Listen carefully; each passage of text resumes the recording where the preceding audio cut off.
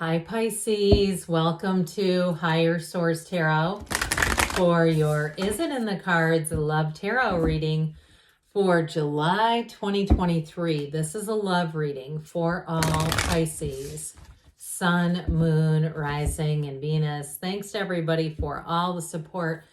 I've had some inquiries about personal readings. I'm not offering them right now, but when I do, I will make an announcement on the channel with the information anyone would need to access those if they're interested in that. And if you're new here, welcome. I post new readings on Friday, then again on Monday. Fridays are always a general reading. So if you're looking for information about career, money, travel, that sort of thing, Fridays are a good day to come on back. Mondays are a different style every week. Today is the only day of the month I do a love reading. Next week, it'll be something entirely different. So if you like tarot and you like the channel, I'd love to invite you to subscribe to Higher Source Tarot. What advice do you have for Pisces, Sun, Moon, Rising, and Venus about love? So we will start with the Whispers of Love Oracle. We'll have an Oracle card reading, then the Tarot, then another Oracle card reading. So 3 readings in one today. This is an important card. You have relationship patterns. It takes strength to recognize the need for change. So if you're in a relationship right now, recognizing patterns, like if you're starting to get into a rut, or if you go through periods where you feel disconnected, that sort of thing. Now, if you're into new relationships or you're on the market, you're in the market and looking for love, recognizing the patterns so that we don't bring in past patterns that we don't want to have in relationships. And part of that just begins with your point of attraction, looking at what you really want. And not the lack of it, but the actual having it in your life, having that love, having that, the qualities, the type of qualities in a person that you really truly desire. Love who you are. You are divine, delightful, and deserving of the wonderful things life has to offer. Well, of course you are. Allow yourself to be anything, because you are love. You are the essence of love, and you get what you are. So your point of attraction is love. Appreciate this moment. Every situation is an opportunity to grow and find love. So even if you had just went through a breakup and you're saying, I'm, wanting to manifest this person, I'm trying to do 30 days no contact, I'm doing all the stuff. There's some opportunity and lesson in that. And if you're in a relationship right now and you're just trying to, again, reconnect or asking how are things going to evolve, it's all about being in this moment and really seeing that opportunity to find love in every single moment.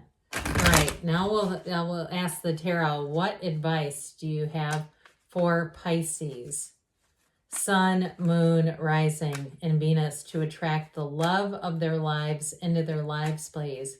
What messages do you have for Pisces about love, please? We will draw 3 cards to represent your energy, 3 cards for the person you are attracting, 3 cards on the advice. Your energy is the 3 of Swords, the 5 of Wands, and the Hierophant. Be still and know. Their energy is the 9 of Wands, the 10 of Cups, 7 of Cups. The advice is the Knight of Cups, the Wheel of Fortune, and the Hermit. So we've got Know Thyself here. We've got a secret force called forth. And of course, we have that Wheel of Life, 3 major arcana. We have Aquarius, Scorpio, Taurus, Leo, Virgo. We've got quite a bit of water here, fire, and some air too. But I like the advice, okay? But boy, you've been through it, Pisces. This 3 of Swords, 5 of Wands crap, no thanks. I like how the Hierophant's holding up his hand, like, talk to the hand because the rest of me ain't listening. We're done with this. But surely, yeah, it does really mean be still and know. But with this, I do feel like that Hierophant is showing up for somebody who's been broken, who's been wounded, who says, God, I didn't think I came to this earth school to go through that trauma. And so the Hierophant's saying, look, come this way. Come over here. We've got unity. We've got devotion. We've got real love. And we've got high moral ground. And so especially if you were cheated on or betrayed with that 3 of Swords, or you were just in a very toxic relationship. With that Five of Wands, it can be somebody who is very competitive, very insecure, that narcissist, those damn narcissists. They get into our lives, especially those of you that are intuitives. We can tend to be, have this sort of open, you have this open sort of spellbound energy, and they want to get in there. And so if you had to eradicate somebody and all of their toxicity from your life, I feel like it was a lesson that you're not going to repeat. And that Five of Wands too, if you are still connected to this person and it's negative, it's something that isn't really, you don't see it changing, where your interactions always seem to end in a difficult, challenging way. With the Hierophant, I feel like they're saying, look, we've got new doors to open. We've got this energy of real love, of a true partnership, high, like I said, high moral ground.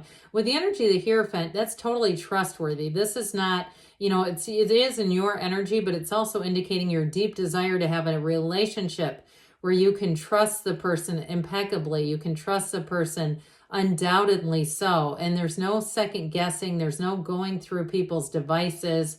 They take off the Apple Watch for a shower and you're picking up the watch trying to see what the hell they're getting, what's going on over there. Not with that one. You wouldn't need to do that. And so for some, you are attracting a soulmate and a marriage, a partnership, even if it's a spiritual marriage where you say, I'm not going to the courthouse. Nope, I'm not doing that again.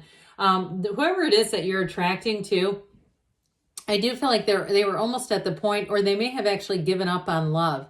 With that Seven of Cups, they may have had quite a few turns for the worse with relationships where they're like, why am I always picking these projects? Why am I always picking people who aren't good for me or who seem okay? Everyone loves, because this is their energy where they say, everybody loves this person, and they end up not being good for me in the end. It's terrible. And so I do feel like too, with the Seven of Cups, it can be a card of manifesting, but it's also the daydreamer's torture. And so I feel like with that Seven of Cups, like their energy here, they're really ready for change. They're really, and like they may have gotten focused on other things. Like I see somebody, it almost looks like a CrossFit gym. Not like I want to say you're going to get into slumps, somebody where it's like, have you ever seen that meme? Like, oh, I know they were into CrossFit. They'll effing tell you, that. I don't feel like they're quite like the diehard like that, but they may have gotten into other areas where they just say, I'm just going to be open to the possibility, but I'm not going to actively seek it out. Because with that Nine of Wands, they've learned some lessons, and they may have quite a few battle stories too from relationships. But with the Nine of Wands, it's that conquering spirit. So even if they took a pause and they said, I just need to kind of reset, get away from some of this energy, get back to who I am. Because I feel like they may have lost who they really were in a relationship. With the Nine of Wands, it's like that allows them that restart, that I guess, platform where they can kind of get back into who they are. Because if you don't know who you are and you're joining a relationship, that is not the place to try to figure things out. But with the Ten of Cups there, it's that rainbow after the storm. So I do feel like they've had a stormy ending, and that rainbow shows up to say there is hope, there is love, there is joy in this earth, and there's true partnerships. The Ten of Cups is the happy family card. So I wouldn't completely rule out reconciliation, but I wouldn't say let's get back together with a narcissist either. I just don't, I would say either way, we're not trying to do that. But that Ten of Cups feels more like finding someone that they can trust, finding you. So I love the advice after, God, I feel like I've been battered and bruised. I've got secondary caregiver trauma from reading those cards. Dear Lord. Whew, thank goodness for these guys. So with the energy of the Hermit, that's wisdom. So what I love about it is it's like you both learned about yourselves. You know who you are. You've got that spiritual, I guess, confidence, that spiritual fitness. Because a lot of times too, when we're not spiritually fit, we become unfit physically, mentally, emotionally, and even financially. When we are not spiritually fit, the rest of our damn lives falls apart.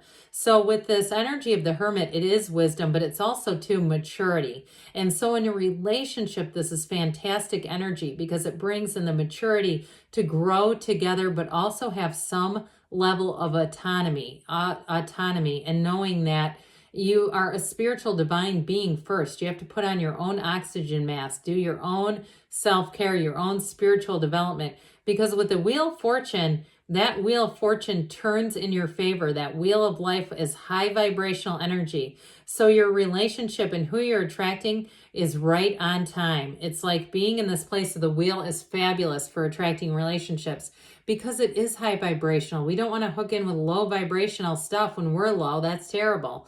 And with the Knight of Cups, it's saying that it's a card of intention, of love, of that sort of daydreamy, romantic energy. So I do feel like whoever this is, you're going to fall head over heels for them, and vice versa. It is reciprocal. It is a love that's going to be beautiful, and it's just what is needed here. Okay, it's like finally finding someone. So yes, it's in the cards. You have here, let's see, we'll see from the angels. Sorry. What else does Pisces need to know, please, about love? What advice do you have for Pisces about love? Messages for Pisces about love. Ask your angels. Ask and they will tell you. They want to bring you love. They want to bring in your heart's desires, abundance. So this will be a time of fortune after what looks like some difficult periods for you. It's up to you, they say. And you've got perfect timing. So that wheel as it spins is going to be right on the mark. You've got a yes. Good things are on the way for you, Pisces. I love you too. And I'll be back again soon.